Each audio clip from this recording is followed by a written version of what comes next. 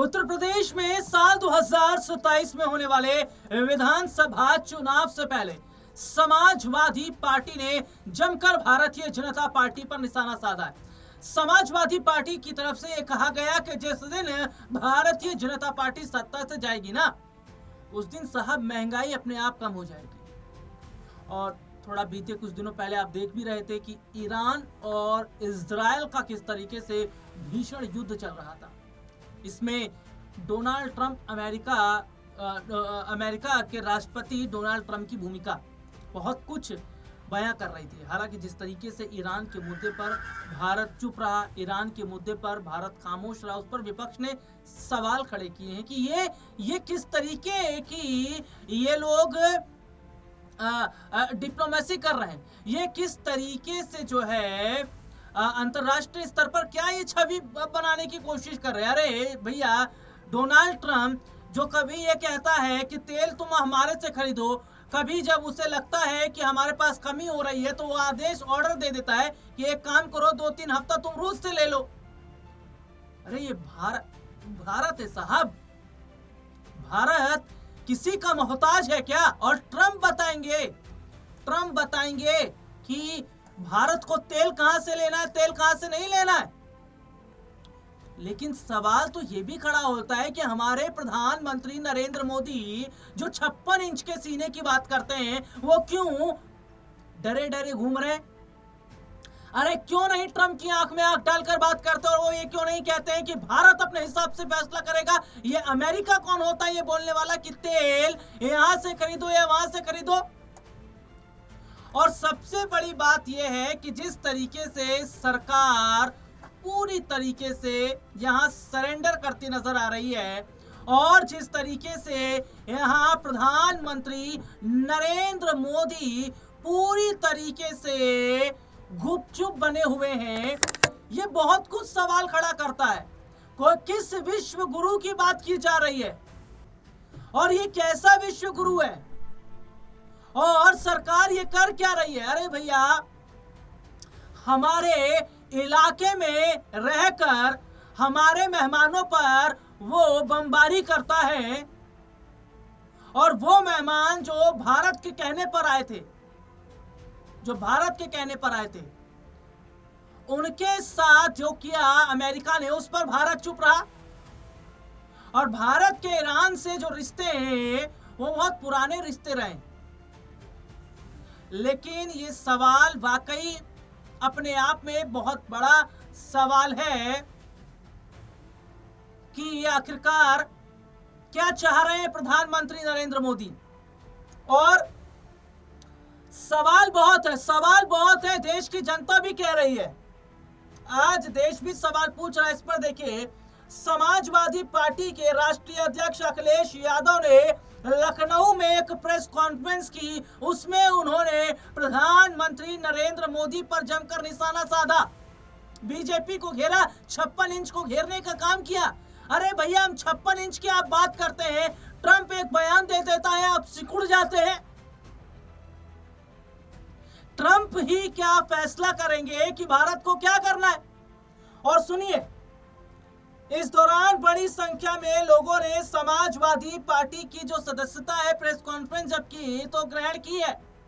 और अखिलेश यादव ने इस बीच महंगाई को लेकर बात की, क्योंकि ईरान और इजराइल का जो युद्ध चल रहा है, इसका नुकसान तो हो रहा है ना, आर्थिक तौर पर नुकसान तो हो रहा है, ऐसा नहीं है, और कई देशों को नुकसान हो रहा है।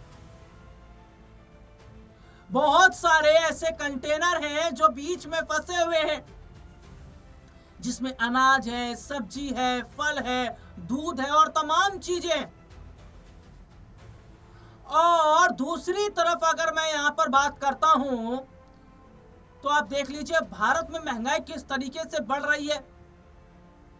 चाहे वो गैस सिलेंडर के दाम के बढ़ने को लेकर हो या खाने पीने के सामान को लेकर हो, तमाम चीजों को आप देखें किस तरीके से महंगाई बढ़ रही है और सरकार पीठ थपथपा रही है, सब कुछ ओके चंगा है साहब।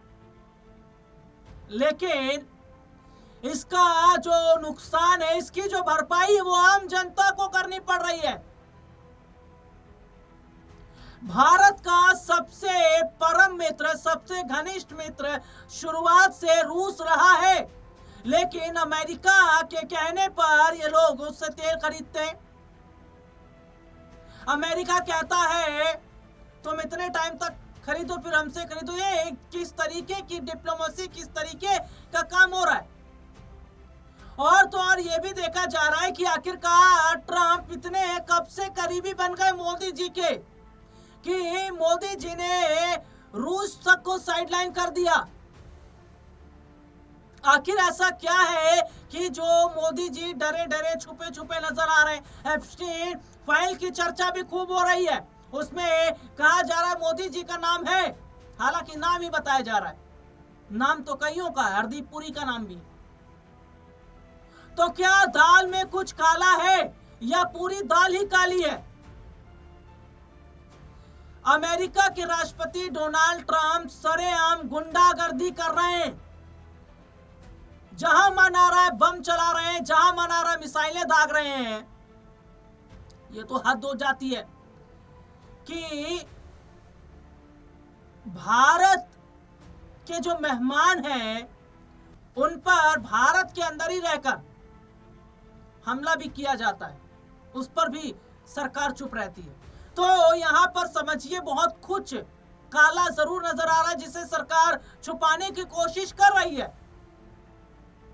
और दूसरी तरफ महंगाई की वजह से जनता की कमर टूट रही है साहब। और महंगाई जिस तरीके से बढ़ रही है, लोगों का जीवन यापन बहुत मुश्किल हो रहा है। विपक्ष तो सवाल खड़ा कर रहा है कि भारत का अच्छा मित्र ईरान, और ईरान ने कई मौकों पर भारत को सपोर्ट किया, समर्थन किया, लेकिन मोदी जी ट्रंप के साथ दोस्ती निभाने में जुटे हुए हैं। बहुत याराना ट्रंप के साथ हो रहा है। तो ये चीजें समझ में आती हैं कि अगर विपक्ष कह रहा है कि मोदी जी इतने डरे क्यों हुए हैं डोनाल्ड ट्रंप से।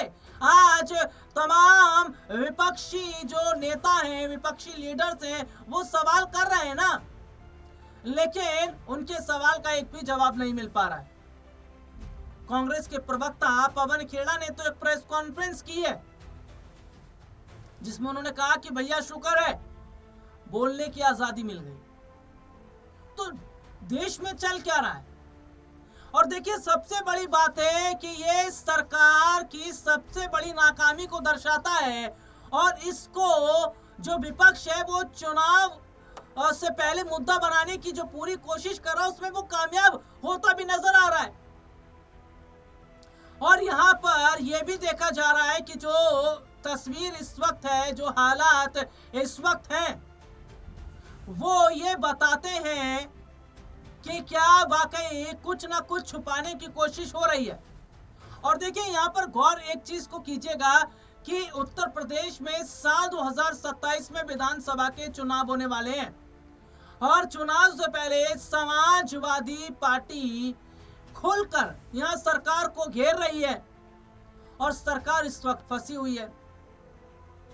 हालांकि अपने दर्शकों को बता दें कि जो मौजूदा समय के हालात हैं, जो परिस्थितियां हैं, वो ये साफ बता रही हैं कि सरकार बहुत कुछ छुपाने की कोशिश कर रही है। सरकार इस वक्त डरी हुई है। लेकिन क्या ये तमाम चीजें चुनावों पर भी असर डालेंगी? उत्तर प्रदेश में चुनाव है, इस साल बंगाल में चुनाव है, और आगामी समय में राजस्थान में चुनाव है। तो देखिए यहां पर विपक्ष जनता की आवाज को लगातार उठा रहा है। वो ये बताने की कोशिश कर रहा है कि भैया जनता की कमर टूट रही है, सरकार कर क्या रही है। लगातार महंगाई जिस तरीके से बढ़ रही है, और जिस तरीके से हम देख रहे हैं कि भारत को जहां बोलना चाहिए, जहां मोदी जी को बोलना चाहिए, वहां चुप है। और सबसे बड़ी बात यह है कि जब से एप्स्टीन फाइल में चुनिंदा लोगों का नाम सामने आया है, उसके बाद से ये लोग डरे डरे नजर आ रहे हैं, छुपे छुपे नजर आ रहे हैं। तो वो कहा जाता है ना कि भैया फिर कोई प्रमाण की जरूरत है ही नहीं, क्योंकि सब कुछ सामने नजर आ ही रहा है। लेकिन जिस तरीके से ट्रंप के दबाव में मोदी सरकार काम कर रही है, ये अपने आप में क्या ये नहीं बताता कि इस वक्त क्या ट्रंप ही हमारे देश को चला रहे हैं?